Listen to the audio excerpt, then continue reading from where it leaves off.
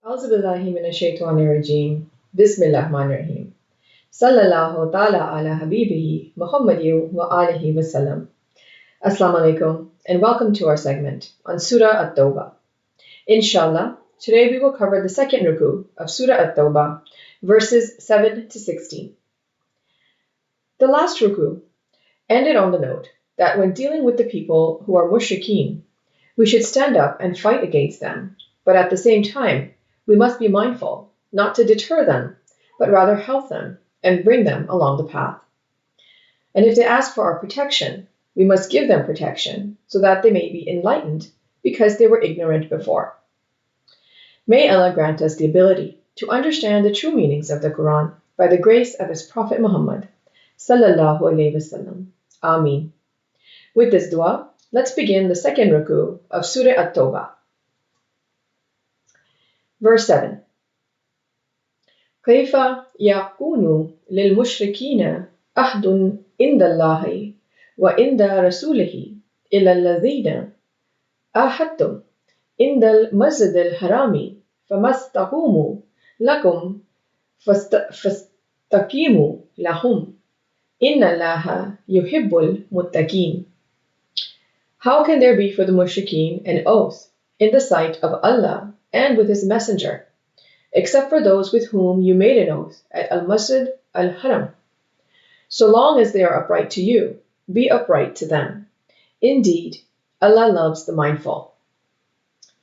In any contract, all parties are required to abide by the terms of the agreement made. If one party violates this agreement, the agreement is broken, and the other party is no longer required to comply with it.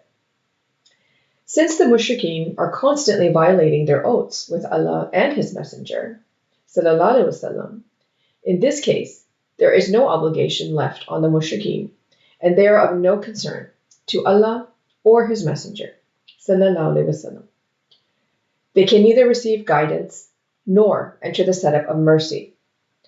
However, if the mushrikeen realize their wrongdoings and come to the straight path, they are no longer in that category.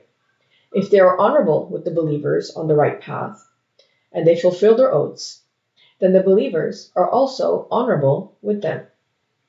And Allah loves those who are mindful, and this was previously mentioned in verse 4 as well. Let's go on to verse 8.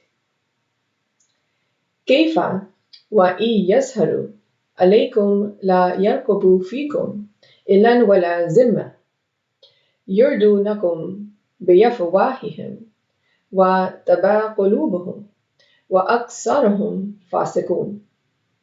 How? And if they gain outward dominance over you, not they have regard with you any pact or covenant of protection.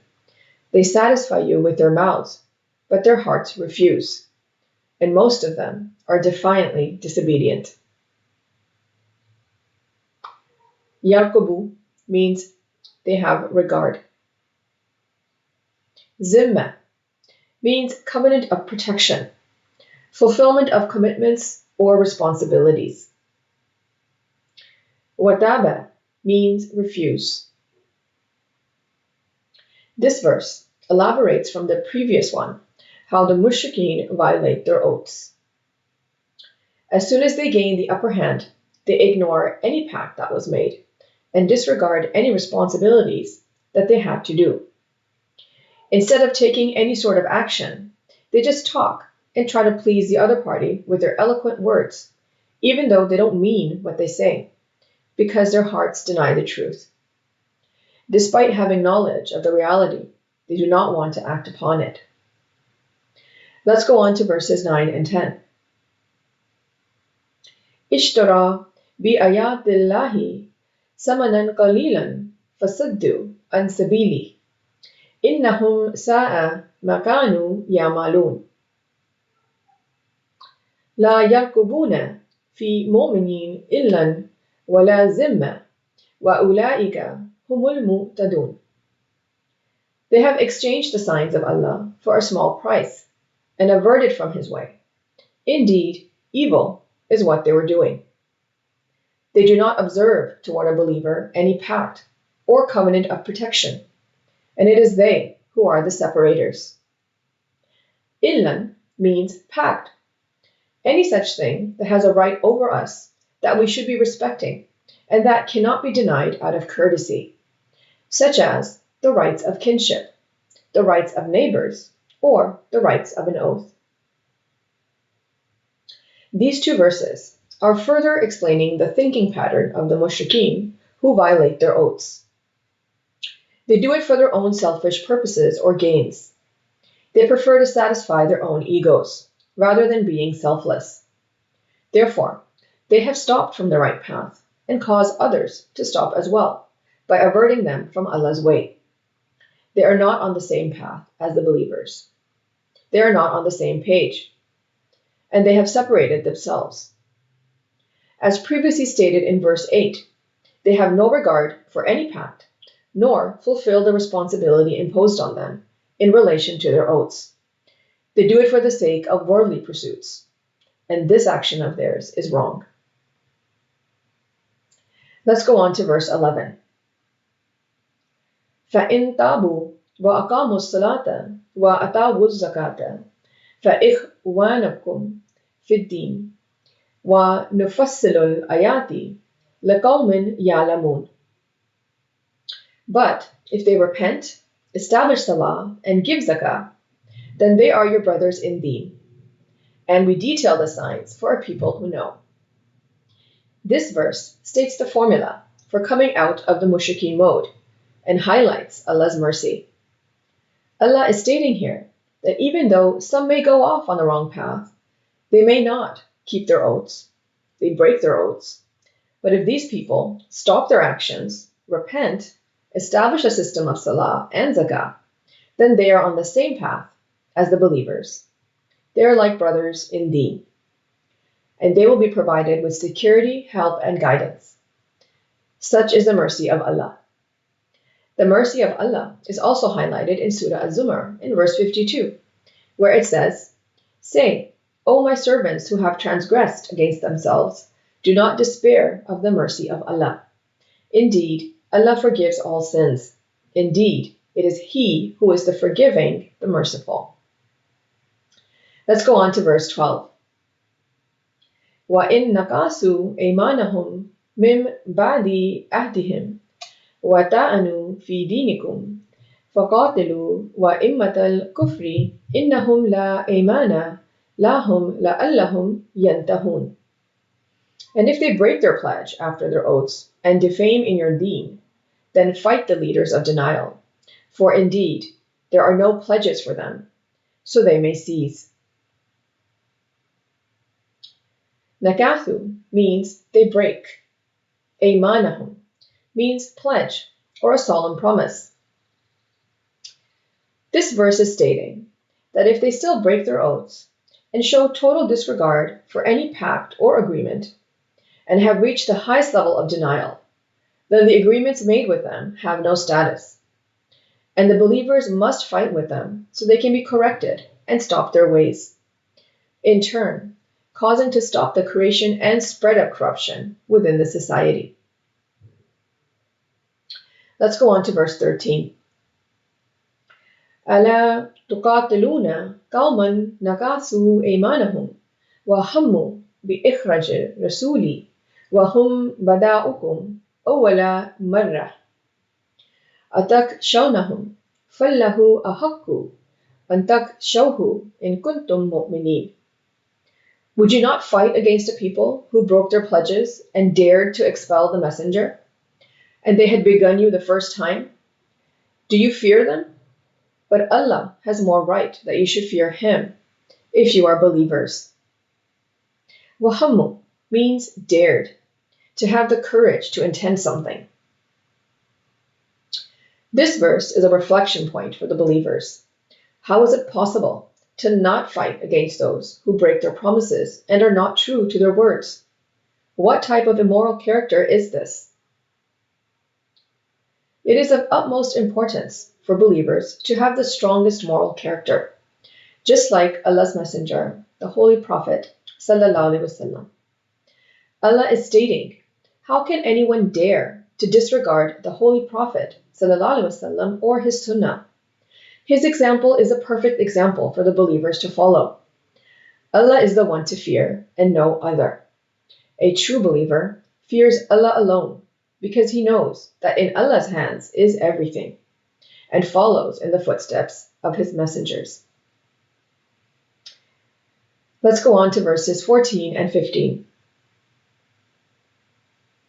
قَاتِلُوهُمْ يُعَذِّبْهُمُ اللَّهُ بِأَيْدِكُمْ وَيُخْزِهِمْ وَيَنْصُرْكُمْ عَلَيْهِمْ وَيَشْفِي صُدُورَ قَوْمٍ مُؤْمِنِينَ وَيُذْهِبْ غَيْظَ قُلُوبِهِمْ وَيَتُوبُ اللَّهُ عَلَى مَن يَشَاءُ وَاللَّهُ عَلِيمٌ حَكِيمٌ. Fight them. Allah will punish them by your hands, and He will disgrace them and give you victory over them, and would heal chests of a believing people, and remove the rage in their hearts. And Allah accepts repentance of whom He wills, and Allah is knowing and wise. Yashfi means would heal. Ghaytha means rage. This verse highlights the fact that we should put our trust in Allah. Allah will help us overcome the battle with the mushrikeen. We just have to surrender to Him and have faith in Him. At the end, the victory will be ours and we will be at peace. Allah's help is also mentioned in Surah Al-Imran in verse 160, where it says, "If Allah should aid you, no one can overcome you. But if He should forsake you, who is there that can aid you after Him? And upon Allah let the believers put their trust." Allah knows what's inside our hearts, and Allah accepts the repentance of those who are sincere, and He removes the negativity they may have inside them. Let's go on to verse 16. أَمْ حَسِبْتُمْ أَن تُتْرَكُوا وَلَمَّا يَعْلَمِ اللَّهُ الَّذِينَ جَاهَدُوا مِنكُمْ وَلَمْ يَتَّخِذُوا مِن دُونِ اللَّهِ وَلَا رَسُولِهِ وَلَا الْمُؤْمِنِينَ وَلِيجًا وَاللَّهُ خَبِيرٌ بِمَا تَعْمَلُونَ. Do you think that you will be left while Allah has not yet made evident those among you who strive and do not take other than Allah, His Messenger, and the believers as intimates? And Allah is aware of what you do. Walija means intimates, those who you are closest to and can rely on to speak your heart freely with. Your innermost thoughts and feelings can't be shared with just anyone, only those whom you are very intimate with. Allah is making clear the difference between those who continuously strive to get and stay on the right path versus those who do not. They are not in the same category. Also, those who rely solely on Allah, His Messenger, the Holy Prophet ﷺ, and the believers, they are not in the same category as those who do not. Everyone gets tested, regardless the level of faith that one has. The purpose is to expand one's scope and to attain higher levels of faith. Allah is always aware of our thoughts, intentions, and actions. We need to be mindful at all times and stay steadfast on the right path. And this is stated in Surah Al-Baqarah in verse 155, where it says, "And we will surely test you with something of fear and hunger and a loss of wealth and lives and fruits. But give good tidings to the steadfast." This concludes our segment on Ruku 2 of Surah At-Tawba. Let's briefly go over what we discussed. Any agreement is binding on both parties. If one party violates this agreement, then the other party is not required to comply with it. The condition of the mushrikeen is that if they gain dominance over the believers, they do not regard any pact or covenant made with them. Those who believe must fight against the mushrikeen without fear.